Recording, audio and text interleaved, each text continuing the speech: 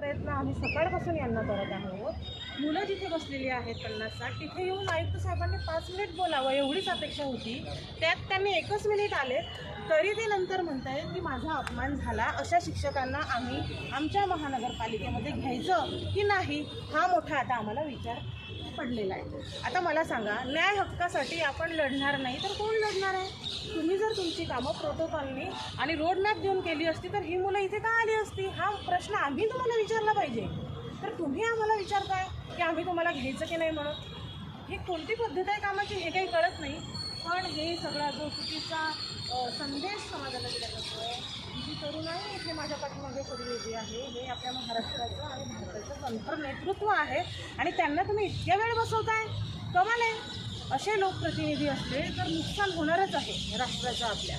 पण आम्ही आहोत, आम्ही असं होऊ देणार नाही. आम आदमी पक्ष नेहमी शिक्षकांच्या पाठीशी उभा आहे, शिक्षकेतर कर्मचारीच्या पाठीशी उभे आहे. मी सगळं करू, पुण्यातल्या विद्यार्थ्यांसाठी असू दे, महाराष्ट्रातल्या विद्यार्थ्यांसाठी असू दे, आम आदमी पक्ष नेहमी उभा राहतो आणि उभा राहील.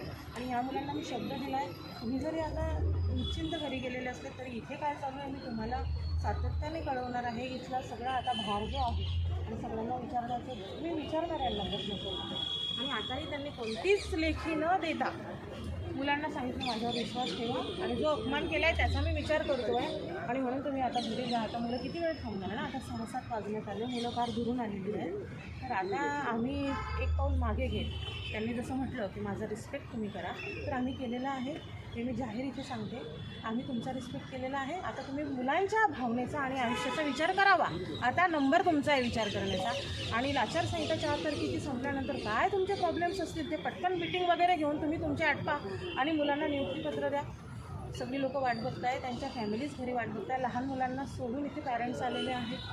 ह्या सगळ्या बऱ्याच वयच्या आपल्या भगिनी आहेत, यांना लहान मुलं सोबतही आलेली होती. हा जो त्रास आहे हा तुम्हाला दिसत नाही का? 500 किलोमीटरहून आलेल्या अभियोग्याच्या धारकाला तुम्ही इथे 5 मिनिट देऊ शकत नाही. असे कसे तुम्ही लोकप्रतिनिधी आहात हा मोठा प्रश्न आहे. पण असं त्याच्यासाठी लढायला आम्ही इथे तयार आहोत. खरं तर लोकशाही कुठेतरी संपुष्टात आलेली आहे असं आपल्याला दिसतं आहे. आमच्यासोबत बरेचसे पत्रकार दादा पण होते, त्यांनीही सगळं बघितलेलं आहे. आणि मला असं वाटतं की हे सगळं आहे ना तुम्ही सोशल मीडियावर जाऊ द्या की ही लोकं कशी आहेत म्हणून दिसू द्या. आणि मी सगळ्यांना सांगू इच्छिते की एकत्र लढा.